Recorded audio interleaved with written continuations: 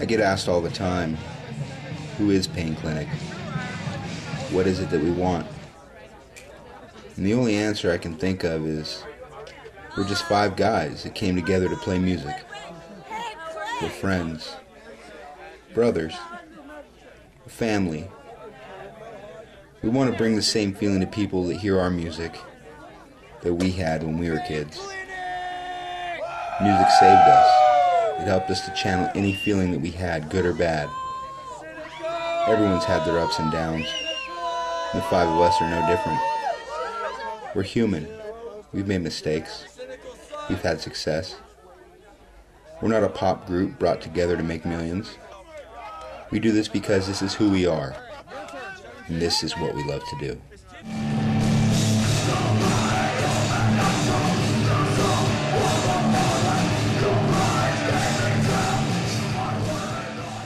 Metal to me is just a fucking good time. It's hanging out. It's not trying to be what you're not supposed to be. It's being who you are and liking what you like and just fucking hanging out and partying, you know? Just good times. You didn't yum that shit. I ain't yum nothing. You should have yummed it. I ain't yum nothing. You yum like you're licking a pussy. Yeah, yum Yum yum.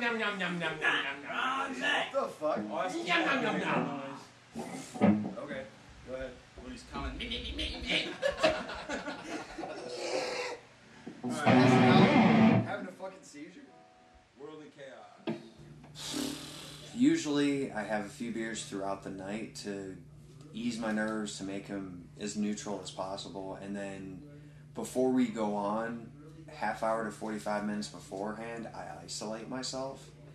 I stay to myself, I don't let anybody else around me, and I sit and I let the gears start to turn and get in the mindset, and everything just starts to come out and everything. You can kind of say that me on stage is not the person who's speaking to you right now. It's a completely different monster. But we're going to keep this shit going. This is mechanical democracy.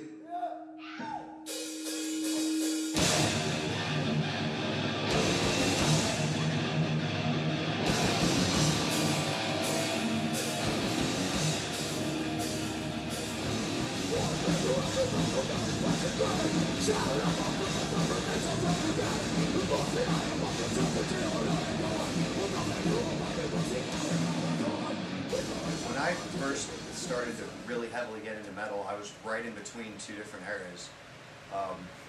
I pretty much grew up on Thrash. We've been doing this since we were little guys. Probably 14, 13, something like that. So what do you think of his singing? I think he's outstanding. He's a very good singer. You like him in this band? I think he does. I think he performs very well. So anyways, we play the show and Jay gets really drunk. He was hitting on this girl that looked like Billy Idol. That shit classic there. I swear, I shit you not, dude. She was like straight from the 80s. It was like the female version of, well, I don't know, can you really call it the female version of Billy Idol? It was Billy Idol with a vagina. Let's just put it that way. So Jay got really drunk because, whatever, he got turned down or something happened, I don't even remember. But anyways, me, Dave, and Jay go back to the hotel room. And Jay's fucking wasted drunk. He lays down on the carpet. And he's like this, and I go up to eat one of the remaining cheeseburgers that we had, and Jay's, you know, sleeping on the carpet. And I kick him to say, like, hey, dude, are you fucking okay?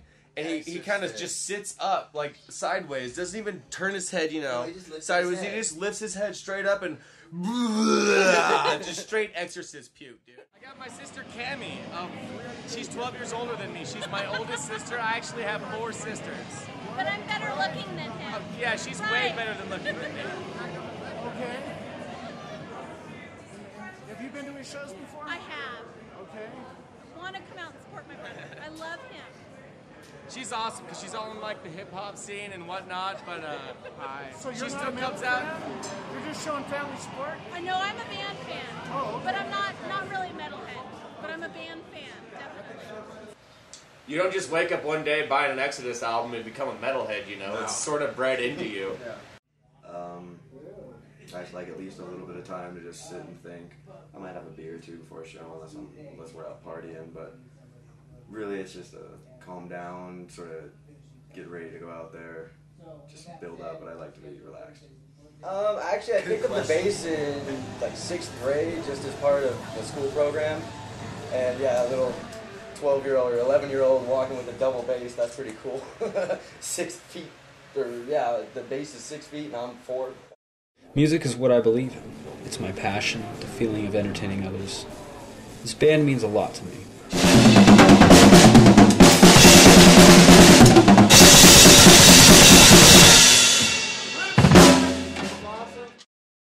It's in my blood.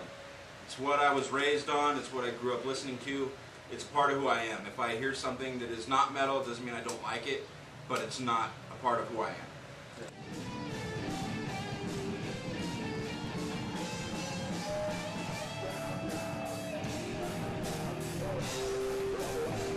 This is the second time I've seen you work the merch table for Pain Clinic. How did you meet these guys anyway? Actually, it was a local show like 4 or 5 years back in Fallon that I went to, and then I started talking to their original bassist, Richard Parrott, and I eventually just started hanging out with them, and they brought me into the local scene and started taking me to local shows, so I just started working merch for them and hanging out, going to all the shows around here. When's the first time you heard of Pain Clinic? Probably about Halloween last year, Concord. It was amazing. They were wonderful. Gave a whole new vibe to heavy metal. Yep, definitely. Gotta support my friends, my family. They're great. What kind of music do you normally like? I actually listen to soft rock most of the time. It's the first time I actually liked heavy metal. Was listening to them.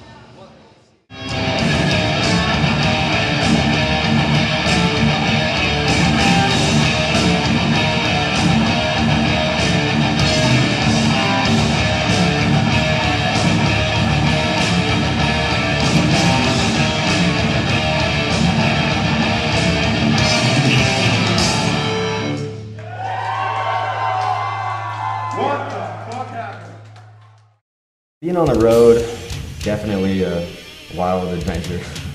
I know I like to have those days where I wake up covered in ink and all sorts of makeup and water and have fag written all over me. But I guess that's all just part of the game. I know traveling, there's not much to do in a van with 5 guys, so I guess riding on everybody is pretty much the only thing to do to entertain yourself. What's this douchebag doing? Douchebag! Look at these bros. Look at those bros. He's peeing. JR leaving his mark. One way or another. Nothing clear. I got 2 minutes on that. Damn it! I stood on it. I Dude, the water's fine. Come on in. This is how Pain Clinic died.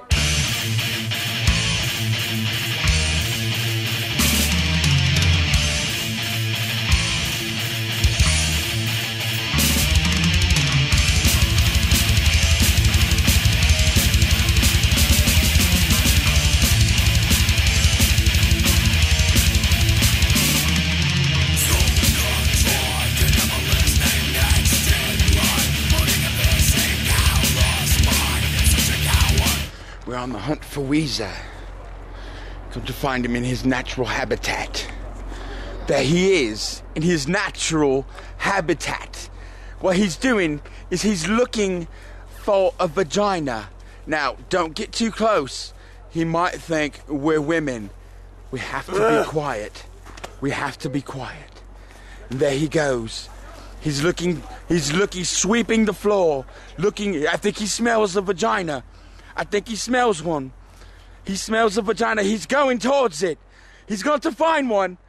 I think he found one. Your sister and Jay are both missing? Yes, that's why I told them they don't want to know what the fuck is going on.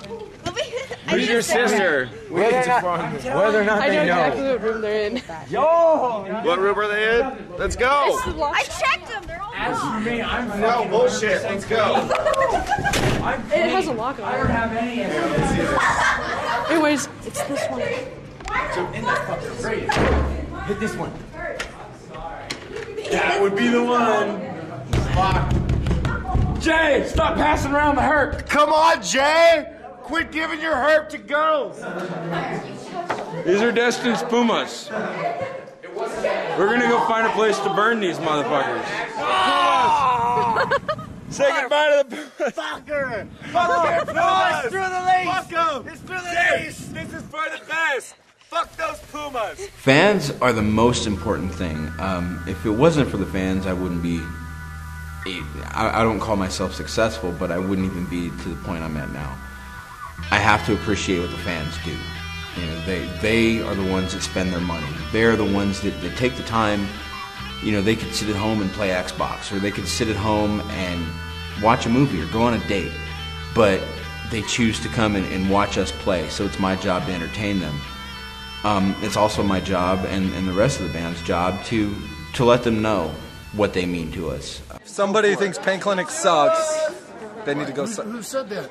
Anybody. I don't know who, but anybody that says Just in that. case, huh? Straight edge kids. Straight edge kids. Straight edge kids.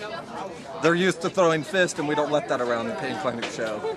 Just want to say thanks, We Jeff. mosh. Hey man, thanks for coming, dude. Yep. You guys Appreciate are it. the reasons we do this shit. At least come to Boomers for a couple of photos. I'll see what I get. with the I'm gonna band. drop off the equipment. I make it a point to stay in the crowd as much as possible before a show, after the doors close. Sit there, just bullshit. Talk to people, interact, become that personable somebody. Make yourself attainable, because let's face it, there's way too many people in bands that have that rock star ego. They think because they get to play in front of 30, 40, 500 people that their shit don't stink. They're up there. They've accomplished something. Really, they haven't. The people that are at your shows and appreciate your music, they're the reason you're doing what you're doing. That is the only reason you're doing what you're doing, is for those people.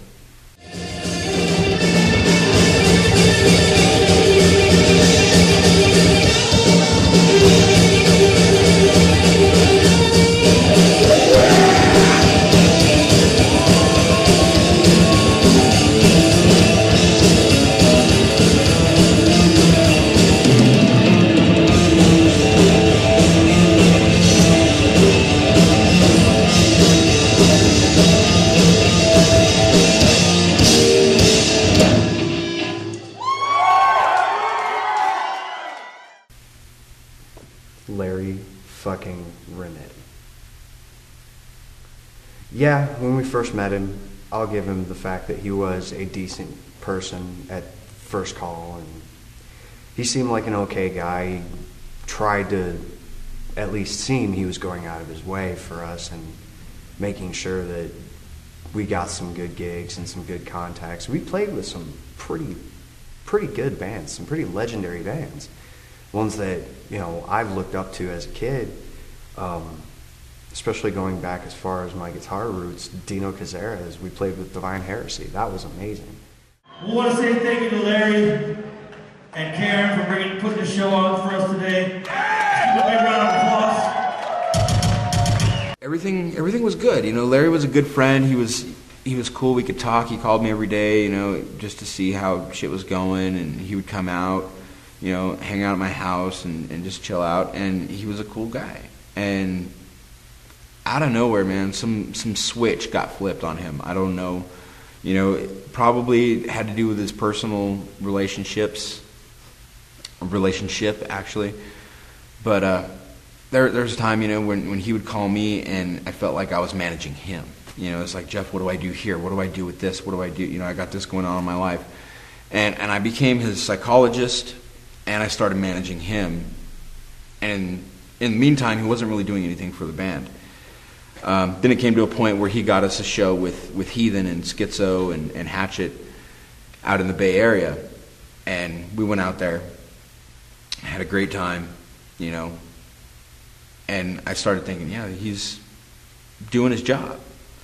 And so when the other band members came to me and they're like, dude, what is Larry's job here? We don't really like Larry. Why is he here? I went to bat for him. And I'm like, you know, Larry's got some shit going on, but he's a cool guy, and just bear with it. Everything's going to be cool. You know, you'll see in the long run where Larry takes us. You text me? No, I didn't text you. Why would I text you? So I can tell my phone's over here, nobody's watching it, you can't. It seemed when anytime we went anywhere, it was always about, you know, what he needed to function on the road instead of, you know, what the rest of the band needed. you know. And that's where Dave came in. Dave got us water, you know, he would help with gear. Dave would make sure that, you know, I had food if I didn't have food, or if Weezer didn't have food, or, you know, it was pretty much anybody. He just took care of them, did pretty much what I thought a band manager was supposed to do, what I thought Larry should do. I remember we had an argument in Oregon on, you know, where we were going to sleep. Me and Dave were fine with just sleeping outside or sleeping in the van, you know. I could have crashed up on the roof of the van or whatever, you know. We just would have made do. We could have saved a lot of money, but we had to stop in a fucking Motel 6 so Larry could wash his goddamn hair. And it's just those moments that really pissed me off live. And then just the way he dealt with a lot of people when we went places, you know. And there was good and there was bad, you know. He would talk us up and, you know, try to get us extra shows, but at the same time, you know, he was just this kind of creepy old guy, and people sometimes didn't want to be around him, or at least that's the vibe that I got, you know. He's more concerned about getting laid on out-of-town shows, living the party lifestyle, instead of actually managing what he has taken the responsibility to manage. He doesn't really have any skills as far as a manager goes. The best thing he does is promotions, and anybody with a fucking computer can do that.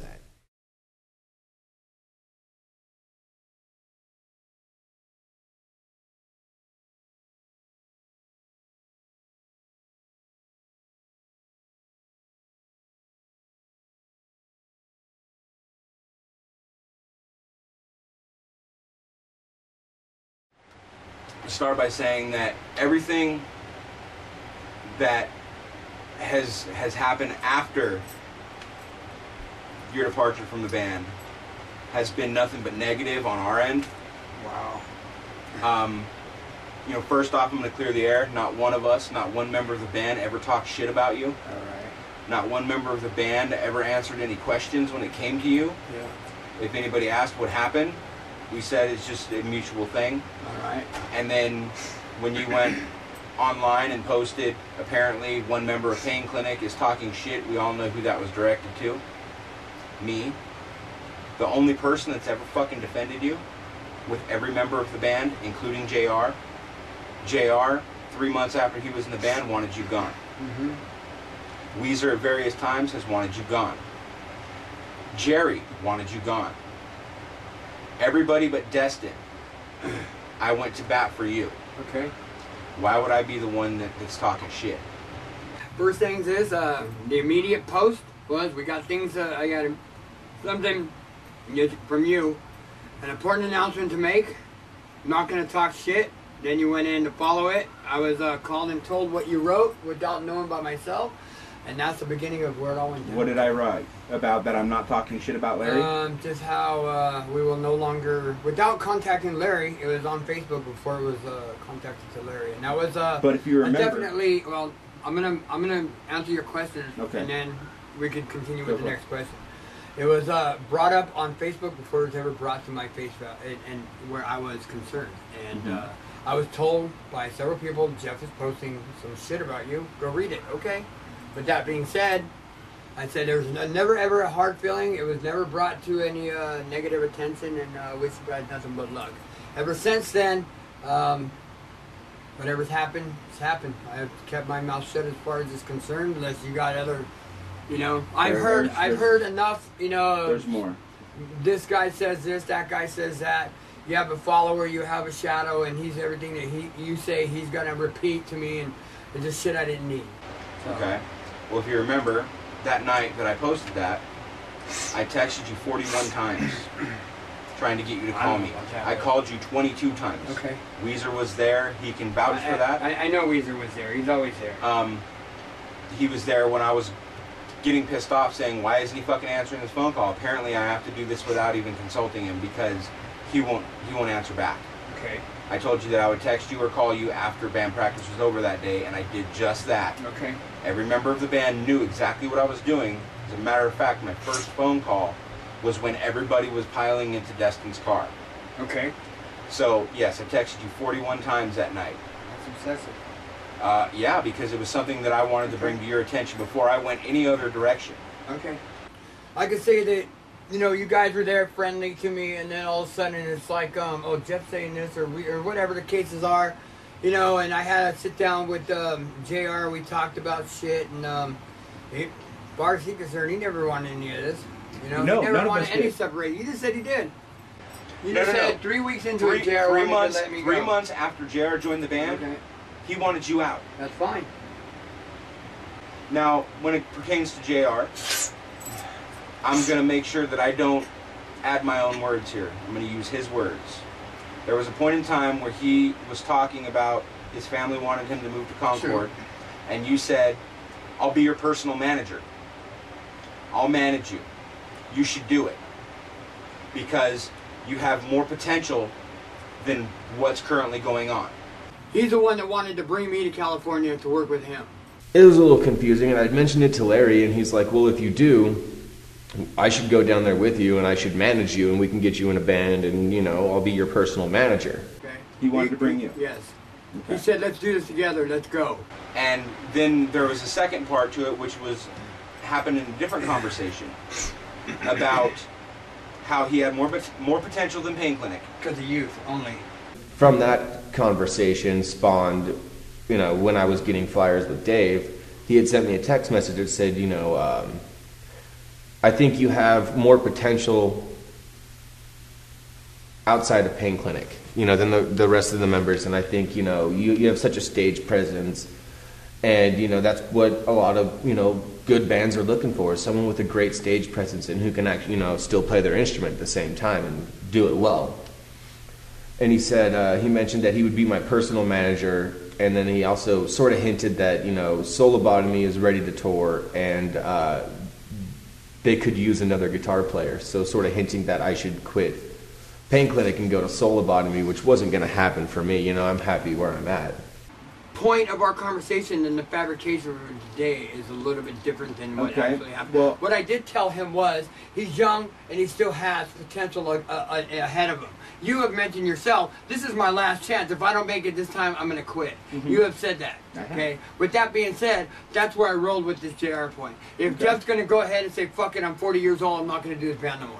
Where does that leave JR? Of course, I'd personally manage him if he wanted to keep going. Okay, that leads me to another part, and this is something that the band in general, the entire band, and I'm going to name names here on camera, myself, James Strike, J.R. Biamonte, Destin Mitten, and Jason Pressick. We all agree that at the beginning of our relationship with you, you did good things. You did great things.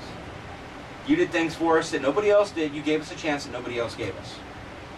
Do you disagree with that? No, I don't at all. I totally agree. Now it came to a point in that relationship where the management roles switched. It came to us managing you. Well, I don't know how you consider that. I'm going to explain that. Please do. Okay. When we go on the road, it's about Larry having to have a shower. I'll agree with that.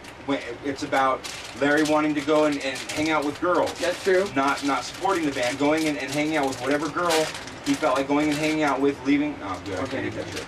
Hey, Wigger. Leaving, doing whatever it is that Larry wanted to do, not taking care of the band.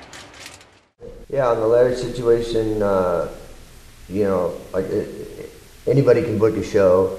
You know, and there was a time when he actually would put behind making flyers, calling people, you know, and he did. I'm not going to lie, you know, he called, you know, Rick Knolt from Exodus so much that Rick finally said, man, I got to get this guy on my back, so he called him back, and that opened the door for, you know, for us, but Larry almost closed the same door at the same time by the Rehound issue. After we got the blast by Rick joining us, then, you know, that was, you know, and we're still, like I said, since we got lost Larry, we came back, you know what I mean, on the thing, like, you know, it's all right, but dude, you know, you're too much for me, man. When you're calling me 3 times a week to want to talk to me and ask me how my family's doing, people aren't into that, you know what I mean? He was just a promoter, but then he just stopped doing everything and asking Jeff, you know, what the band, well, what does this band expect me to do as a manager? You know what I mean? I already do what? Well, what do you already do? You did used to make flyers and everything, but the last few shows,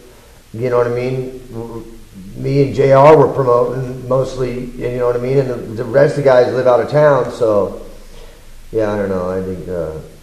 I think we just, like you said, I mean, he did a lot of good things for the band, but we're beyond that now, you know what I mean? But beyond Larry, you know, now you might have to work a little harder aside from a musician to get the gigs, you know what I mean, and do a little more, but hey, everybody's got to do their part somehow, you know, and so if everybody got in and posted a flyer here and there, and I don't think we, you know, like I said, he did, you know, I wish Larry the best of luck, but I don't know, he just, the same thing though, I am not gonna lie, I didn't have like, I met a lot of cool people through Larry, I didn't have like, I don't know, a lot of people know who I am, but I didn't have, like, Larry helped me actually open a new door to the Bay Area.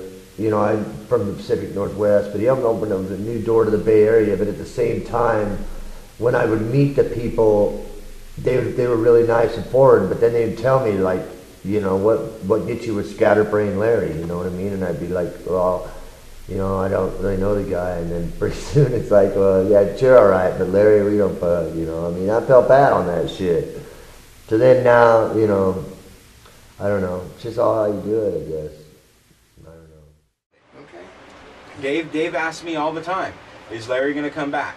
No. All the time. I've given him the same answer. Is Larry going to come back? What's in his business? No. What is he? He's road manager. What does that mean? He plugs in your amp? No, that means he makes sure that we have what we need at shows. I'm booking the tours. Okay.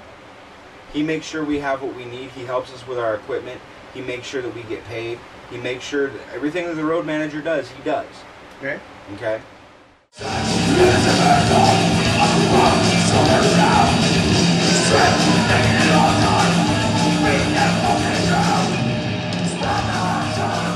18 Years in Darkness is a song that I wrote. It's been in the making since 1994. The West Memphis 3 case, when I first heard about it, I was 18. I was the same exact age as Damien Eccles. And I seen this shit on CNN, some channel on cable, I don't know. And I remember seeing that these 3 kids were murdered and how they were sexually molested and body parts cut off and shit. And I was just like, these fucking guys are evil. You know, they had me believing that these guys did this to these 3 little kids. And yeah, at that point in time, I stopped wearing band shirts and shit. And I was like, I don't want people to look at me that way. I don't want people to look at me like I'm a fucking evil fucking guy because of these 3 jerks, you know? And then after doing more research, I seen how much bullshit the whole case was. You know, I watched all the movies based on it. I've read the books. I've done the research. I've supported westmemphis3.org or wm3.org. I've supported. I've bought the shirts. I've bought the stickers. I've, you know, supported these 3 guys because there's no fucking way on earth that these guys killed those 3 little kids. You know, if I told myself that if I was going to write a song about this, it was going to be when there's a happy ending. And I know that the ending that we have now isn't fully happy, but it's a lot fucking better than it was. You know, you have 3 kids that were sent to prison for the rest of their lives. One of them on death row. The oldest one was 18, and they served half of their life in prison and suffered abuse and rape and fucking locked in a dark room, you know, in solitary for, I think the longest that he was in solitary was like 10 years.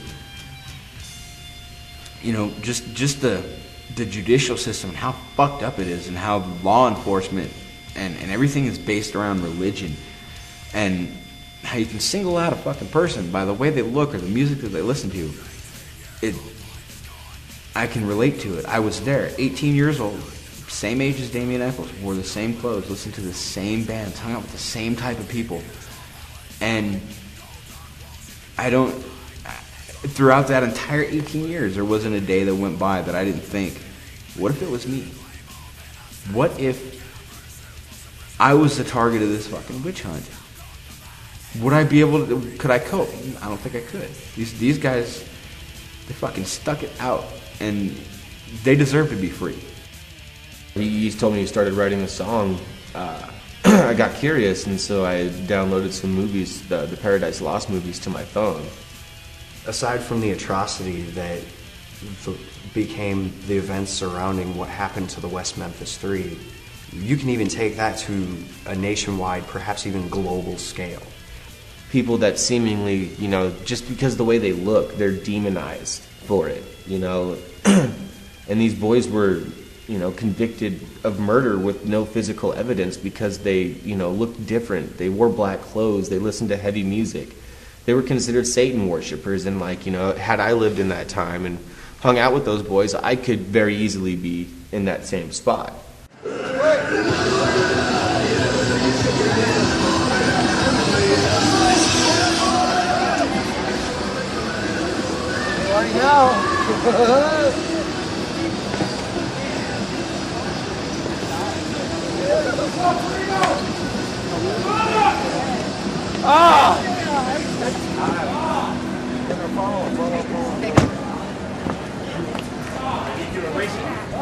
I would cut Weezer's right nut off to fucking play that guitar tonight. This is Rick. It's just right off. This is off the Exodus account. This is the Exodus guitar. Right here. You got it right here. Exodus, dude. Yeah. Inside, This the is hottest guitar player in thrash metal. Yeah. Yeah, right here. You see the hottest. I don't need to take it. Here's Rick Hunold. I'm taking his address off. Rick Hunold. Boom. Hottest guitar player in thrash metal. This is right off the European tour of Exodus. It's awesome. Custom made just for him. Go on YouTube. He's holding his guitar. That is a treasure, dude. That's just crazy, dude. Treasure. And I told Rick you guys are headlining the Knit and about Larry, and he's you know, everything's cool with Larry, but he says that you guys are headlining the Knit, and that's awesome. Right on. That's straight up. Dude, this right here. You see that flyer right there? Yeah. Exodus at the Kabuki Theater. Guess who opened? Megadeth. Megadeth. Oh, really? Oh, it was a fucking huge show. Megadeth opened up for either King Diamond or... Why is this fucking telling me the function? Oh, I'm back. Right I'm there. back. That's my favorite part of the whole cover is that flyer right there. Megadeth opened up. At the Kabuki, dude. The Kabuki Theater in Japantown in San I'm Francisco. trying to think. They had this stage, dude, that was like fucking... was so huge, and it had these, what we called eagle ramps. Look, the stage was like this, right?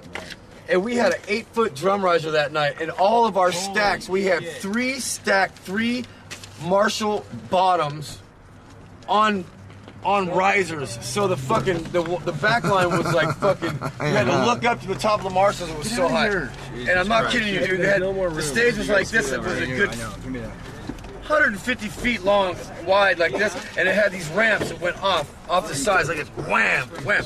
So you could like fuck around in the crowd and shit. That's fucking awesome, dude.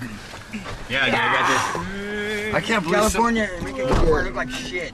You know, I got to meet one of my 3 top idols, you know, and I got to stand next to this guy on stage and play an Exodus song and watch him play a song that I wrote.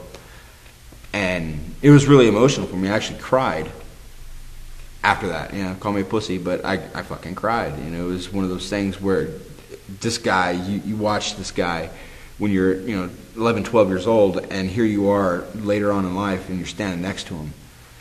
That was emotional for me.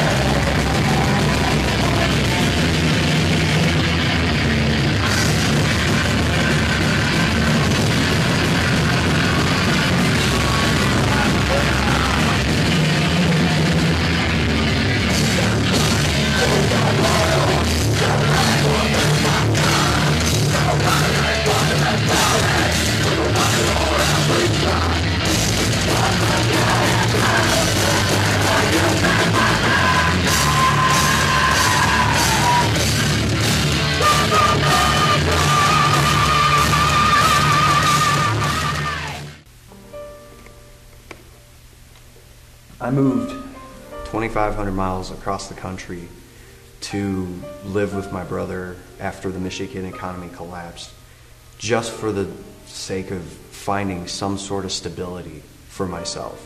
Family completely supported it. As dysfunctional as we were, I got used to the idea of family always being there. Yeah, I've moved out. I'm 27 now. I've moved out countless times. And I've had to do the walk of shame going back home. And family was always there. The first time I was ever away from family for the longest period of time was when I moved to Nevada. And I had support from everybody. They all wanted me to succeed. I ended up moving across the country for a job in a department store. It's really, really hard to facilitate visiting family. I mean, it was close to 2 years before I could even go back and visit, and that was for 9 days.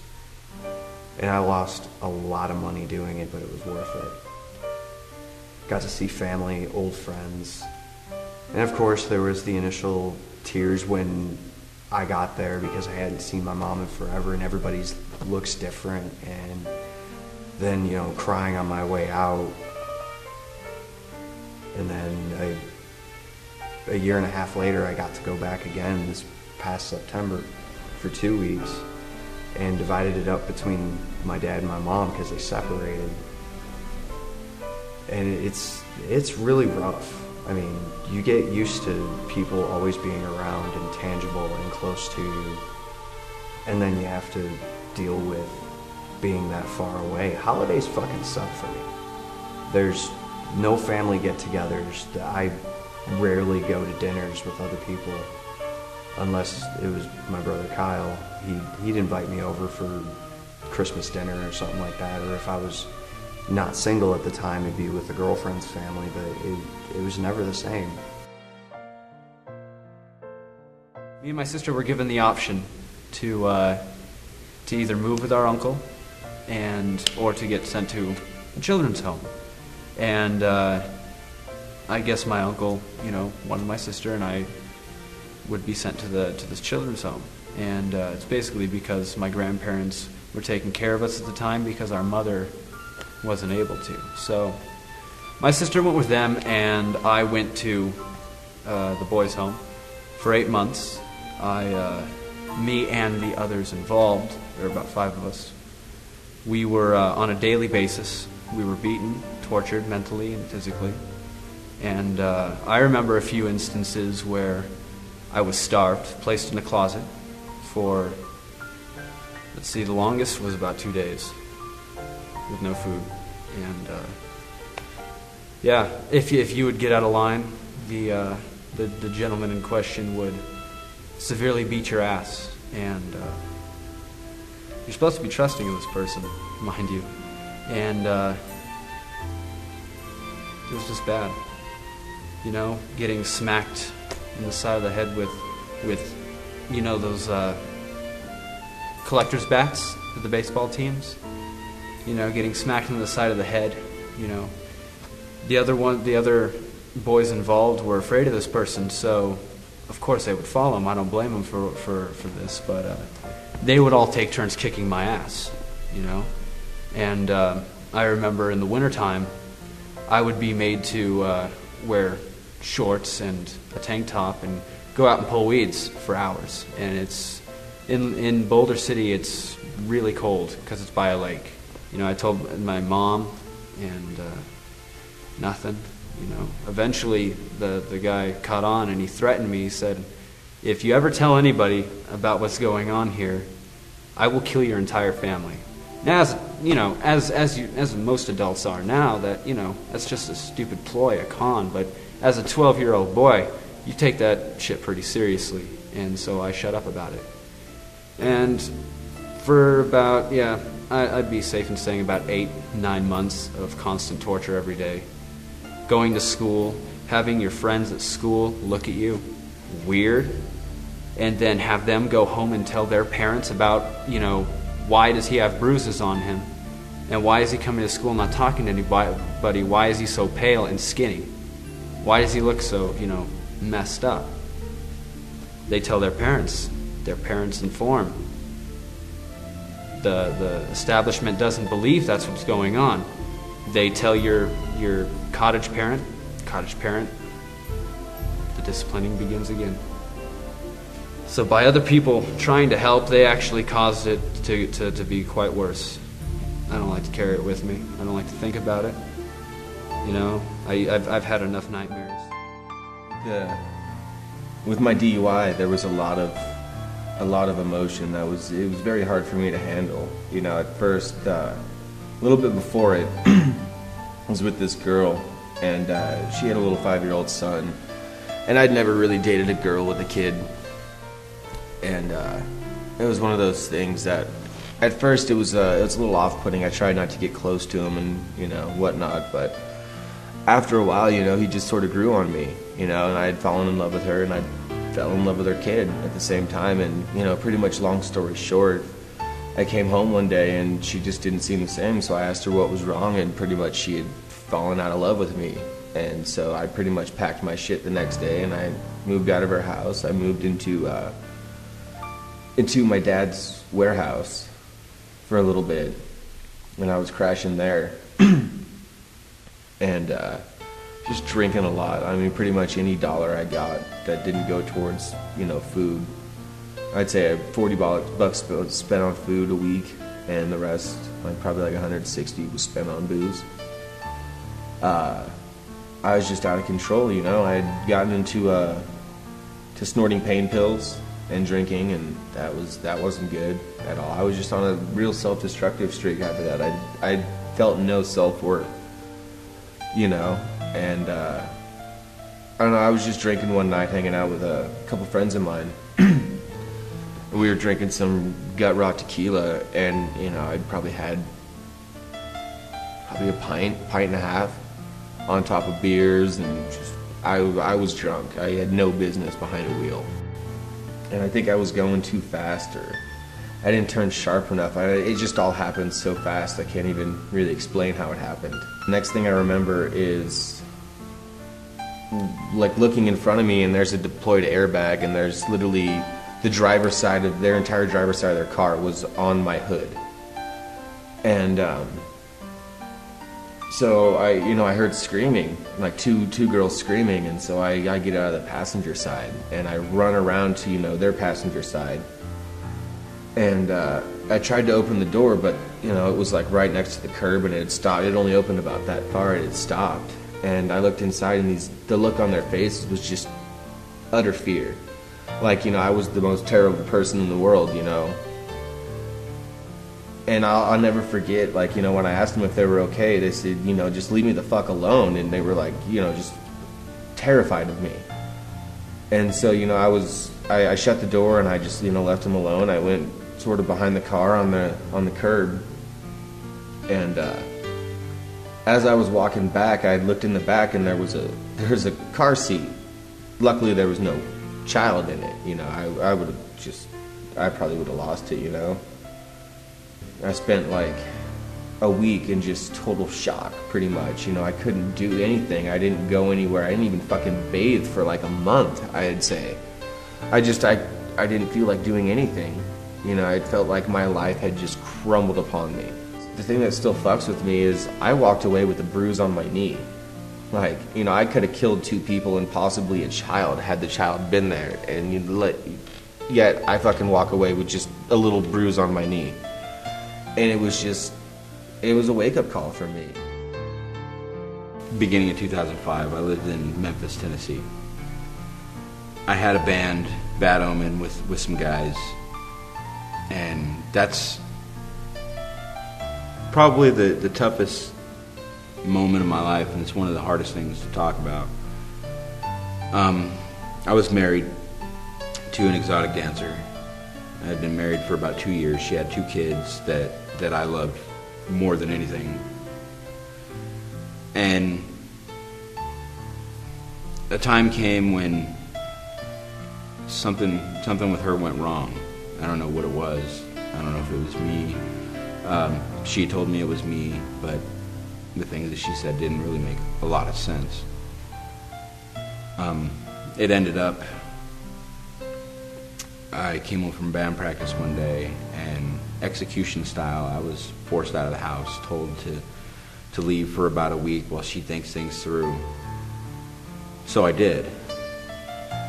She was seeing another guy behind my back. I had heard a phone call between the two of them, and so I came to Nevada.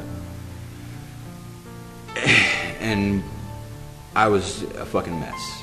I was a complete mess. I wanted to die more than anything. But worse than that, I felt that since I had been told that this was my fault, that I wanted to inflict as much pain on myself as I possibly could, whether it was emotional or physical. I wanted to see what exactly I could take. And I became what my birth father was.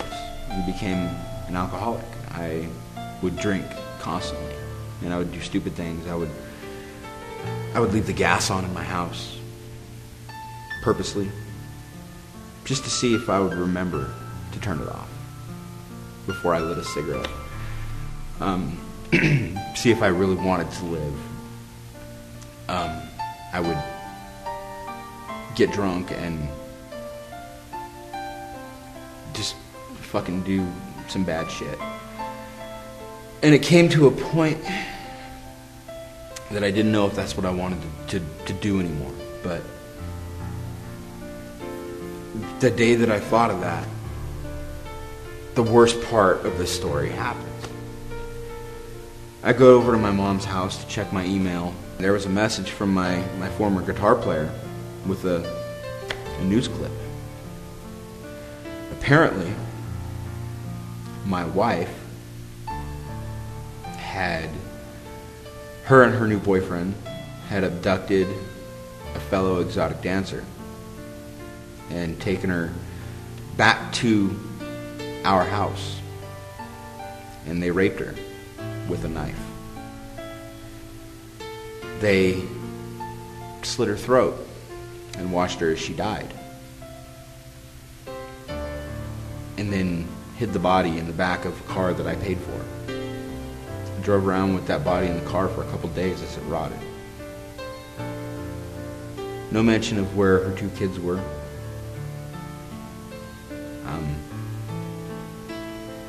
Apparently, after being questioned by the police, they fled.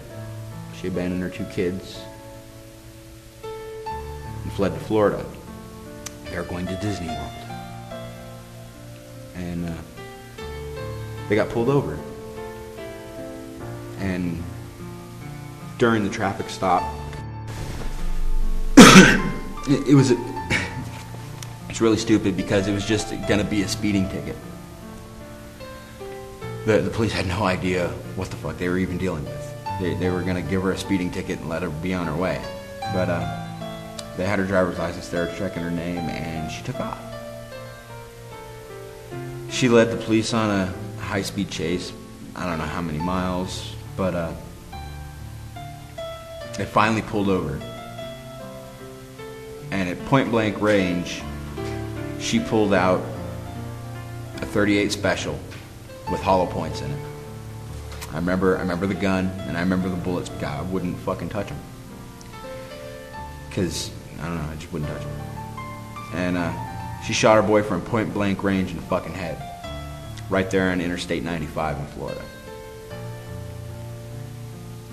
Now, I'm reading the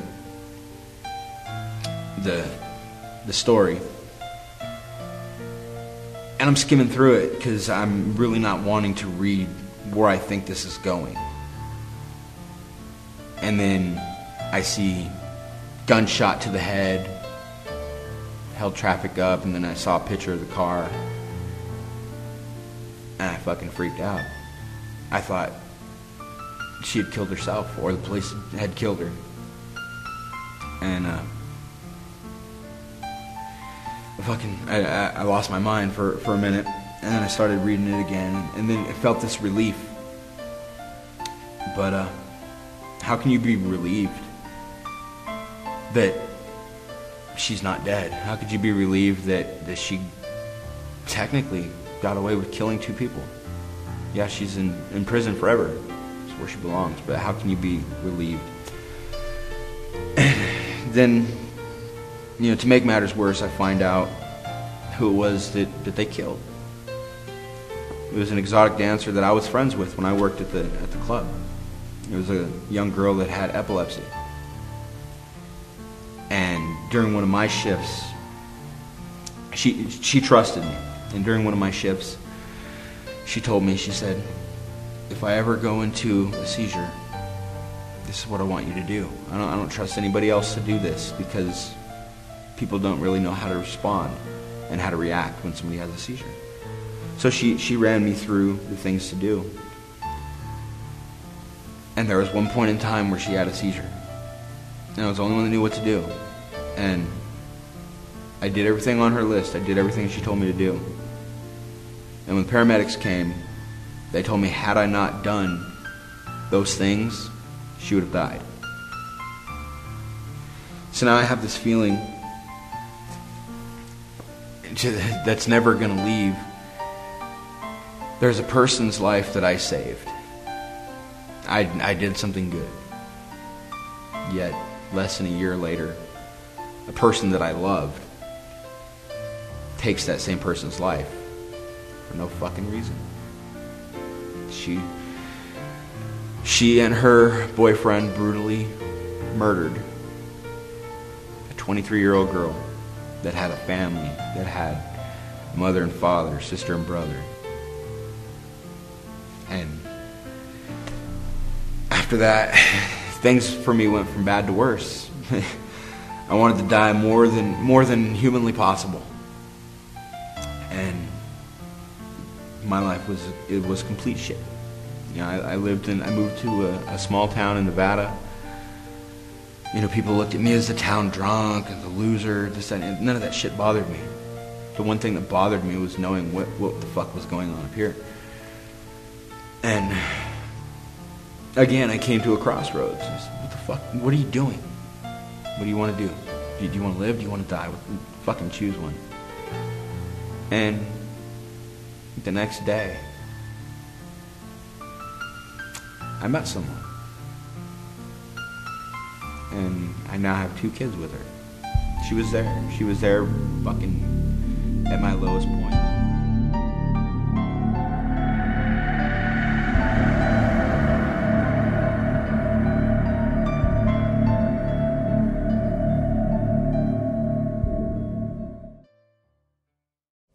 Being the new guy, you get a little bit of Newstead syndrome.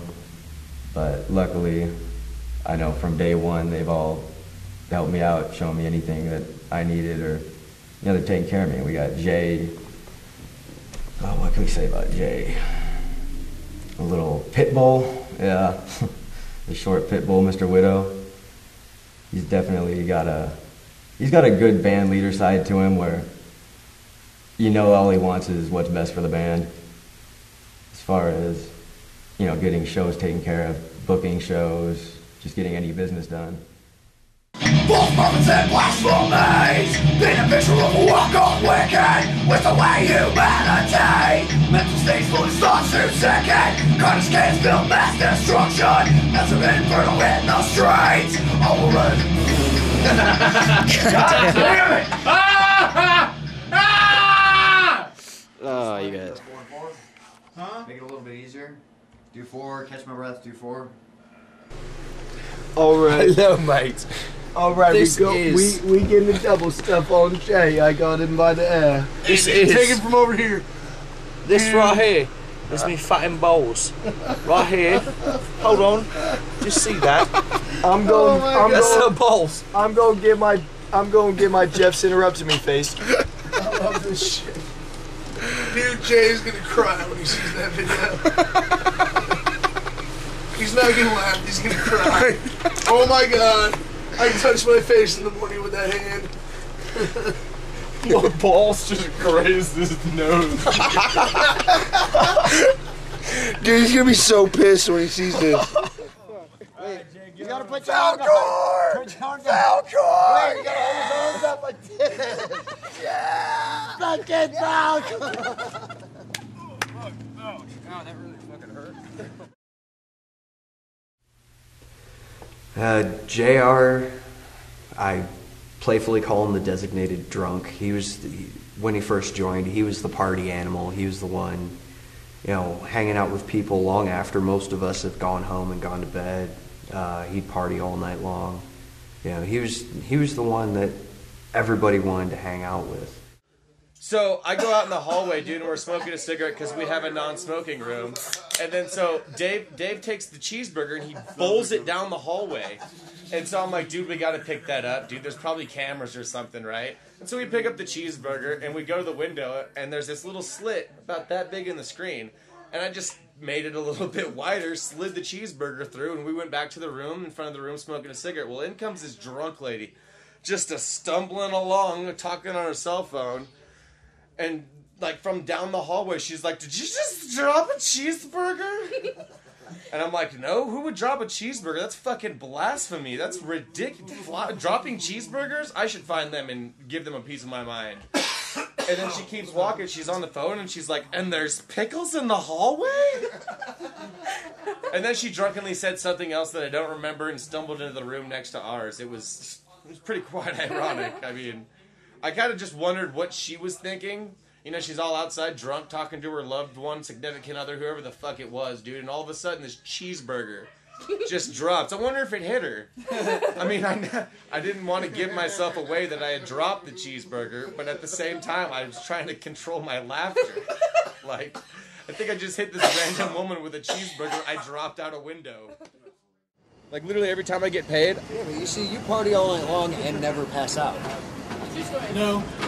Yeah, he does. I do pass out. I've got pictures. Let's party. Okay, yeah, that's true. But that's blackout. Awful. That's not pass out. Yeah, I usually do get blackout. He was something I've noticed about you. You're either going at 150 miles an hour or you're passed out. No in between whatsoever. Yeah. Or, you know, there's that rare occasion where I drink like 1 or 2 beers. But other than that, it's really... Dude, I had him over and he was hanging out with me and my buddy Jimmy and his wife Stephanie. We were drinking. About midnight, I fall asleep. That's the usual time I pass out. And I wake up at 5 in the morning. They're all still fucking awake, talking about politics. And he's still chugging away at that fucking McCormick's vodka, and then the next day pukes his fucking guts out. I'm dying, dude. I'm like, you were drinking rubbing alcohol. In the middle of a radio interview. Yeah. Nonetheless, in someone's house, I puked all over that was their when fucking we did house. The second V103 radio. When it was V103. Yeah, when it was V103, like, and they were hella stoked. They're all giving me weed, and they gave me fucking a whole bunch of butterscotch schnapps. And that was like the end of it. I chugged like half that bottle of butterscotch schnapps, and I was in a haze for a minute. And like I stood up to try to go puke, but it just kind of made it everywhere. And Jay was kind enough to just clean up my on puke camera. for It me. looks like this. He's just like.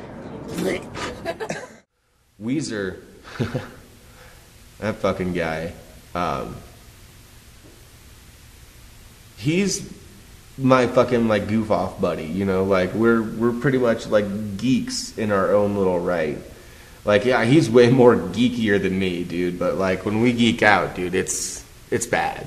It's terrible. Like, I'm not even gonna go into half of the things, but it's just randomness, idiocy, and a whole shit ton of laughing.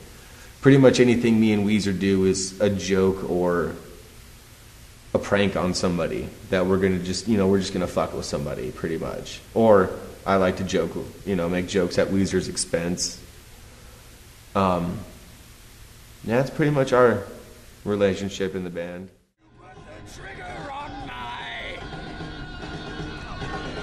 Love gun! Love gun! Love gun! Love gun!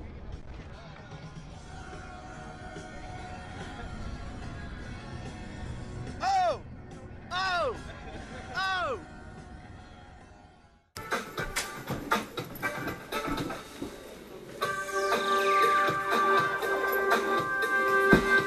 Man, he's struggling with that dick, isn't he?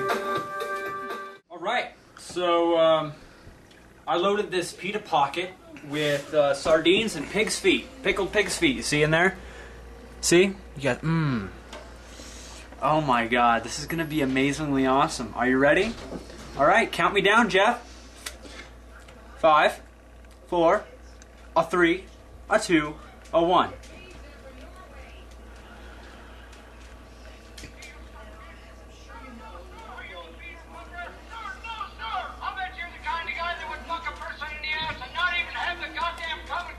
This is fucking amazing. I'm gonna eat this whole thing right in front of you.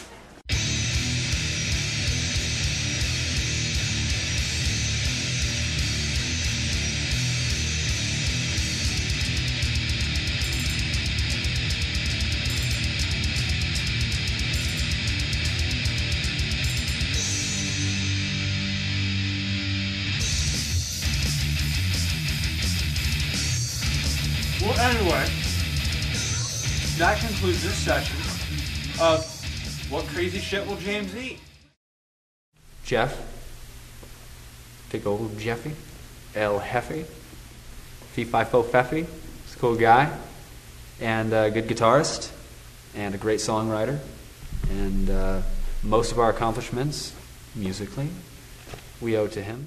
Want me to sing about lesbians? Yeah, go for it. Sing about us. I think they don't like me because I'm a dick.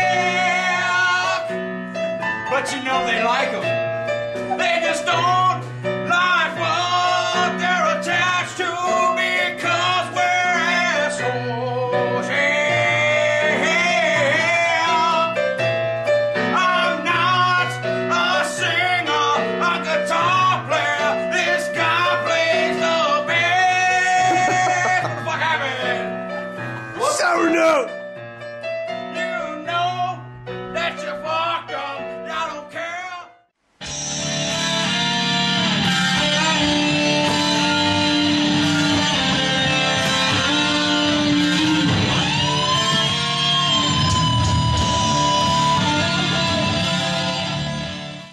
The other members of the band, I don't think I could say anything bad about any member of the band. I fucking love those guys, every one of them. You know, I'll start with Weezer. You know, a lot of people look at Weezer and they think, what a fucking idiot, what a dork. You know, and the guy lives with me, and sometimes I say that, what a fucking moron.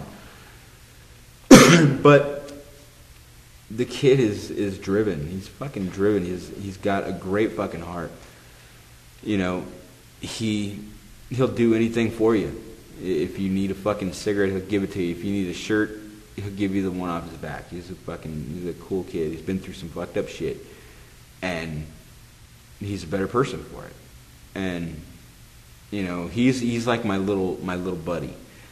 I'll give him the most shit out of everybody, but he's my little buddy. I probably respect him more than any of the other guys will ever know. So yeah, that's my little buddy right there.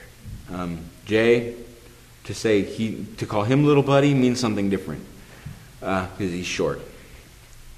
Jay came in to this band not expecting anything. You know, he auditioned and we're like, all right, you got the job. And he's like, really? I didn't even know. I thought we were just jamming. And he took over singing. He took over the vocals, and he took it like a fucking champ. And I got massive amount of respect for him stepping up and doing what he does and all the work that he puts into this. You know, he spreads the word. He's out promoting. He's doing things for the band all the time. No matter what he tells you. He tells you he sits at home, he's full of shit. He goes out and he tells people about it. He goes to work and he tells people about it. So, you know, I appreciate everything that he does. JR, I first saw him play in Deplete, and I did not like the guy. I did not like him. Because I looked at him, and I saw 20-year-old me. And he looked back at me with the look that I would have given somebody when I was 20 years old. That fuck you look. I did not like him. And then the more shows we played with him, he kind of opened up. He started talking a little bit more. And I'm like, oh, this guy's pretty cool. He's not a fucking asshole. He's talented as shit. And then when he left that band and went to another band, I'm like, fuck, dude, I missed my window. And then he left that band, and I saw he posted on Facebook, he's like, just got kicked out of my band, you know, hit me up if somebody wants to jam. And I'm like, I got your number, motherfucker, and called him. And he agreed to come out and play, and I think that's the best decision that as a band we've ever made, is bringing JR into it. Before that, I was the only guitarist until Jay took over vocals, so I was back to just being me. And JR complements my style, and I think I can learn a lot from JR. He thinks he can learn a lot from me, but I think I can learn a lot from him. And he just doesn't realize it. He doesn't live up to his full potential. Or he lives up to his potential, he just doesn't realize that he has potential. And I think I can learn a lot of stuff from him, as I think he can learn stuff from me, and it'll end up making us both better. Destin's the quiet one. He's the one that you got to watch out for. There was I can recall a show with Destin. It was one of those shows that I put together myself. It's when Larry started not doing his job. I put the show together, and I was running the whole thing, and nobody realized that I did the whole show. They thought it was just another show that was put together by someone. And Destin got fucking wasted. He was, I found him passed out on Weezer's snare drum. I'd saved him from getting his ass kicked by this big motherfucking guy like 3 times. He was, he'd walk through the fucking venue and just fall into somebody's guitar cabinet. He was 19 years old. I didn't buy him the alcohol. I don't know who did, but it's him that you gotta watch out for. He's quiet, cool as shit, knows his instrument, plays well, his heart is in it. There's something about that guy. Don't know what it is, but it'll get you. I don't know. Destin's fucking awesome. I love Destin. He's a cool guy.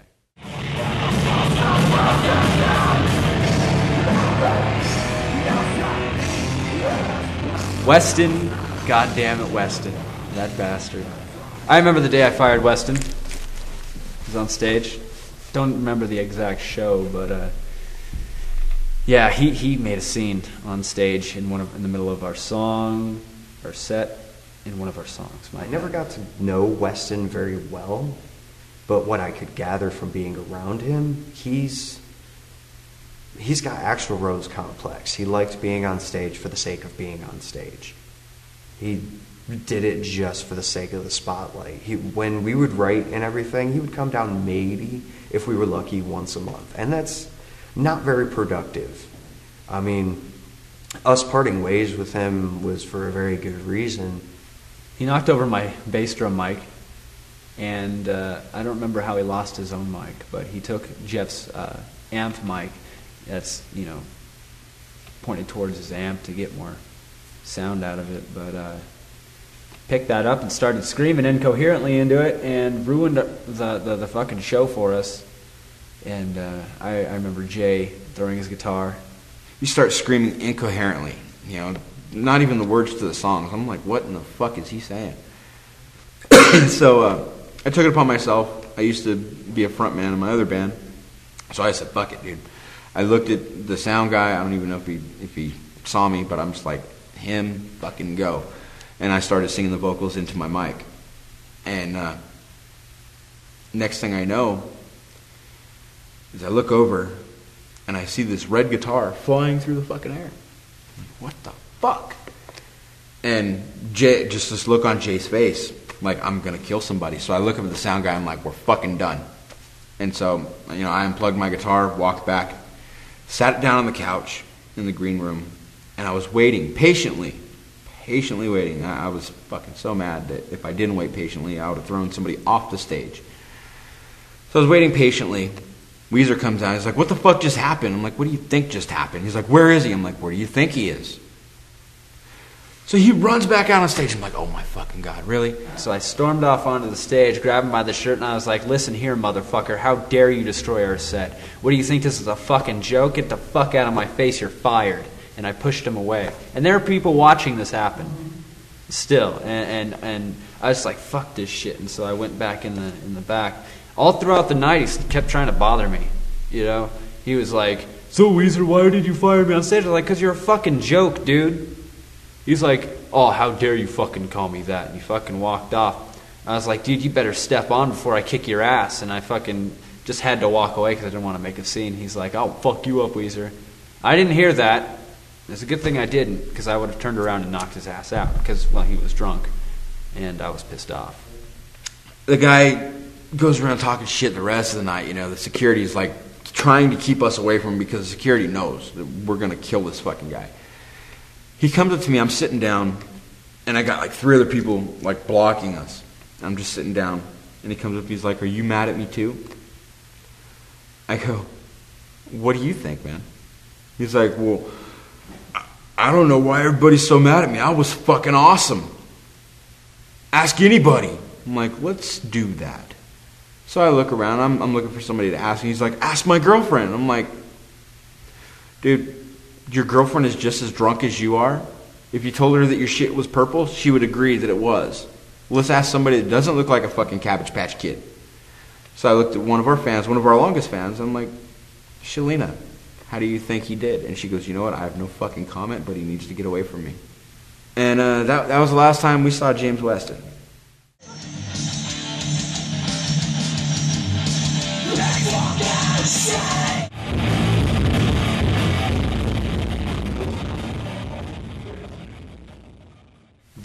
Dick. He's a goddamn good musician. He's a cool guy, you know. There are some things that, you know, he might be, you know, might be beneficial to change, you know, for his own sake. But, you know, overall, he's got his own life, his own, you know, things that he's doing, so more power to him. Richard was, you know, he was a goofy motherfucker and a bit odd and a bit disgusting at times from what I've seen and what he's done around me, but he was a riot to be around at times. You know, there are still times where I miss having him around. And he did know his instrument. He was a very proficient bassist. And I am actually very glad that we parted ways in such a professional manner. He was moving on with another aspect in his life, and we wished him the best of luck. Richard his heart wasn't in it. And if his heart's not in it, I can't really force him to stay doing something that he's not feeling. You know, he much rather would play music on his own. He would rather compose his own music, and that's cool. So, you know, we let him go and do that. What's up, everybody? We're at Bizarre Guitar in Reno. We're about to go sign Derek's guitar from Reno's Cowboys from Hell.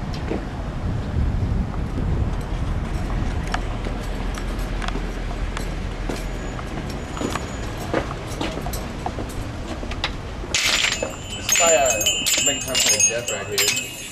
Hey, guitar player Jeff, what's up, man? How you doing? Hey, Tony. I'm here to sign Derek's guitar. Downstairs playing. 5, 8, 40 there. That guy, I watched him last night just playing. It's just like, he keeps his fingers yeah, straight. I mean, his hand's right there. Most guys kind of got their fingers curved. His fingers. Yeah, probably roughly right there. Just watching him, I bet you can't play this. Like, Yeah, right. He's a monster. Yeah. I would love to meet that guy. I would love it because he is like one of my heroes. Yeah, he hangs out there a lot. But, And let me see where the pin is. They had a pin. Maybe any color pin will work, huh? Oh, does he really? I think Aldrich. I thought he has. Maybe so. Adam said it had a pack with all these different things in it.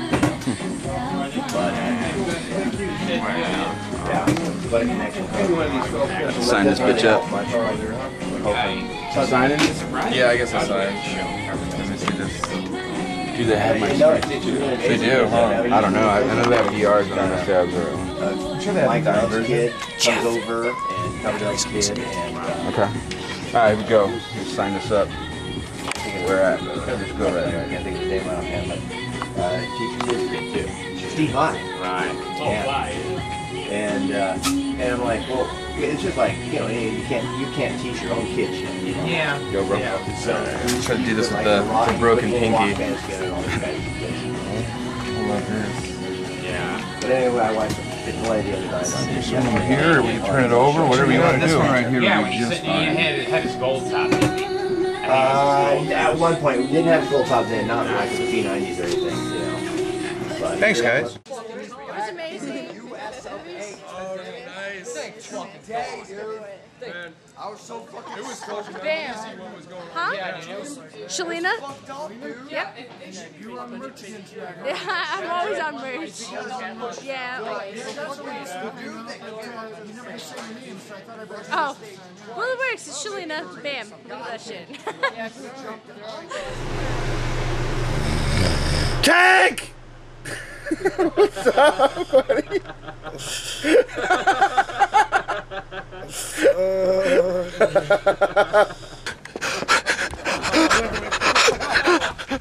I'm scared. I'm scared. I'm scared. I'm scared. Blair Witch Project. I wish I could make my nose drip. 4:35 in the morning. That's it? We're at a fucking after-hours party, a pain clinic, and fucking miscreated. It's a cult! Only the strong survive. At Club Mutiny in fucking Antioch. We got fucking scooters, we got cell phones, We've seen a dude we got get knocked on his cigarettes. ass. Fucking. Rick wants to know where we are. Hey, Rick. I sent him that picture. We're here. Rick, we're here. Right there, Rick. Here we are, still day one. Haven't even played yet. Second flat tire. Normally I'd be fucking mad, but I don't even care. But we're here. This tire's dead. Here's the first one that we're putting back on. The lesser of two evils. Dead tire. Double dead tire.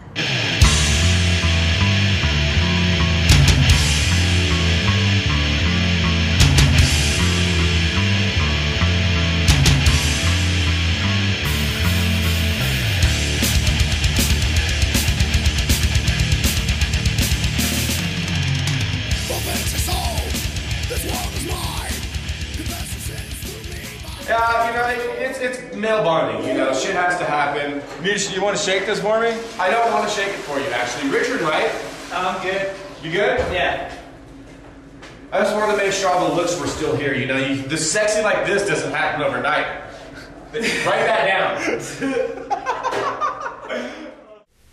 It's got to be fun, because when it stops being fun and too serious and way too over the top with, you know, like, you know, where people are getting uncomfortable because somebody else wants them to, you know, change, then it doesn't work. But this band seems to work out all right with everybody understanding, you know what I mean? Like, it's all right to party, but you gotta step up and do what you're here to do. You're not here to fucking throw little parties and shit. 1 knock for party, 2 knock for no. Oh, we gotta go. Oh shit! He's done. He's done. Look at that. Dude, he's good at getting up. That's what happens when you party at Pain Clinic. That is what happens. Hey, do we help him up or let him go? When you party with Pain Clinic. Dude, get him away from the window, Larry. He's out. We're in Vallejo at the wonderful Christmas bar, and we're about to rock the fuck out.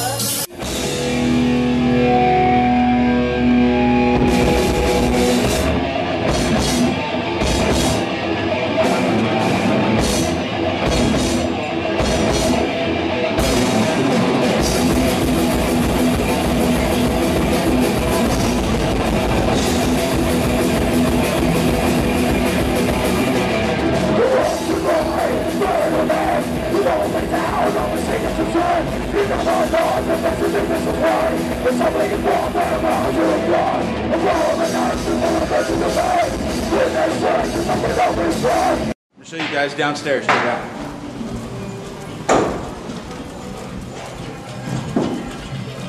When people say they don't treat us good, they're full of shit.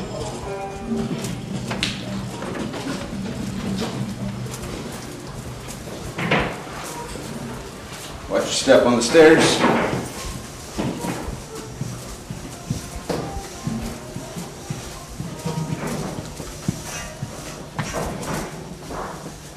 Right here in about an hour and a half is where they're going to serve us up some food. We got plates that usually have salad and shit. Either burgers or burritos or tacos, salads, all the fixings, all that. The guy looked pretty good, bro. Baby steps. Hon. Baby steps.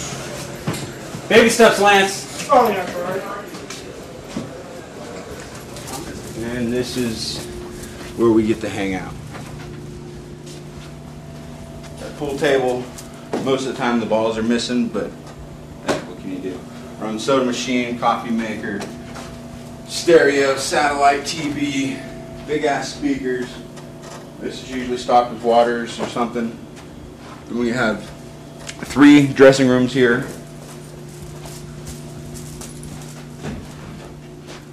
They're all about the same size. This one has a table. This one has a table. And then the one we'll be using for tonight. I guess they put tables in all of them now. This will be ours for the night. Fans hang out here. We got our own little safe where we can lock people in there that we don't want. Comes equipped with 2 full bathrooms, including a shower. There it is. This is where we hang out while everybody else is upstairs enjoying the music. It's your water. Mine's up there. Whoa, shit. So you guys been up to down there? Man, we opened for Wretched and Huntress a couple days ago. How was that? It was good. How was Huntress? Huntress was killer.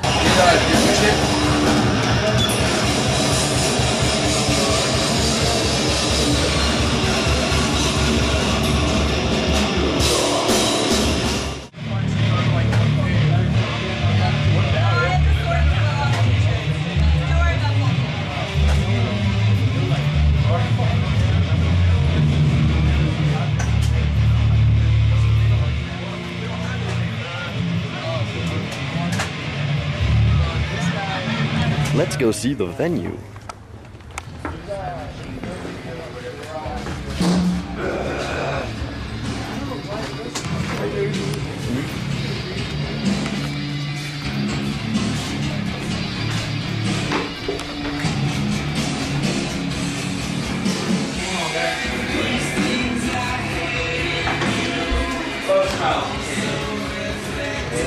What up?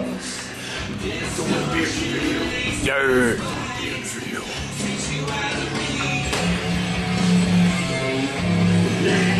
Well, that's the drum riser.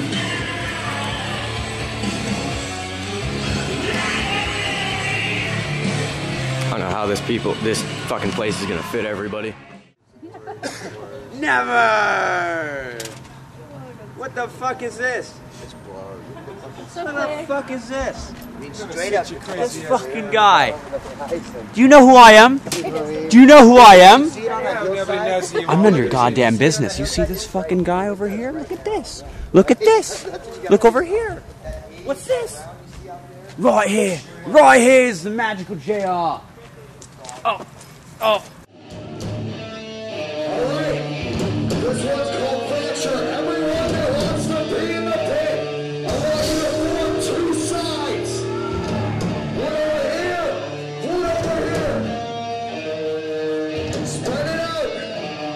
Spread it out. No, form 2 either side and stay there. Trust me. When I count to 4, I want to see you rush the center. We have accomplished that our music has been well received. People like what we're doing. We've had 3 albums total, 2 that I've been on, and they've both done very well. This past one doing better than Favors than that. Music videos have been well received. We've got people asking us to come play clear across the country. I think what we're doing is moving in the right direction, and the future looks really bright. I've actually gotten to meet a lot of my idols. That to me is an accomplishment. I don't give a fuck if anybody else cares. We've accomplished a lot. You know, we've played with signed bands. We've made friends with signed bands. We've met a bunch of cool people. As long as I'm having a good time and I'm having fun with it, I don't care where we go. What makes you successful is when you're finally gone, if you've left a fucking thumbprint where you want to leave it. The American dream, we're taught as kids that you can achieve anything that you want. You can be whatever it is that you want to be. That couldn't be farther from the fucking truth, man. You know, you got to make your own success. You can't just dream it and it'll happen. It's nothing but work. And for me to be a success, I have to be dead. At least that's how I look at it.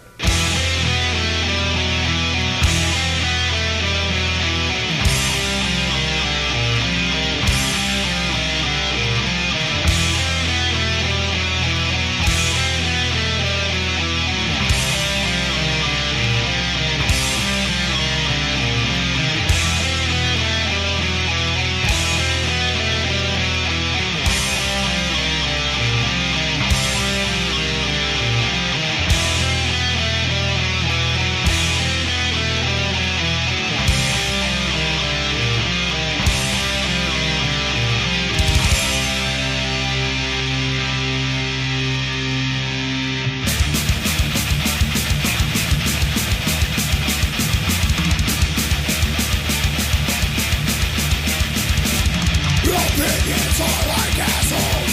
Everyone has one and yours be shit. We are not what you see. Everyone is judged, but your name's not dread. This is who we are. We'll succumb to your biased standards. We're bonded by blood, we're not like you. God hates us all. He thought that you knew it all. Your trail of tears won't lead to us.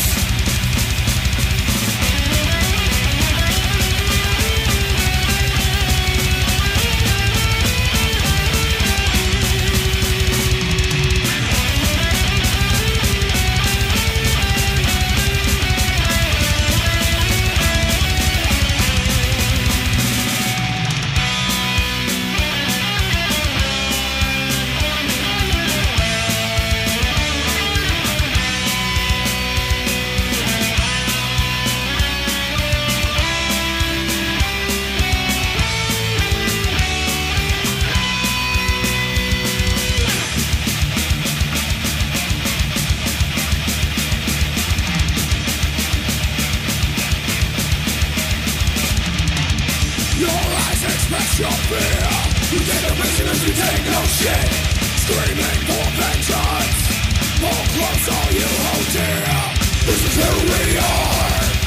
We want to come to your biased standards. We're bonded by blood, we're not like you. God hates us all. He thought that you knew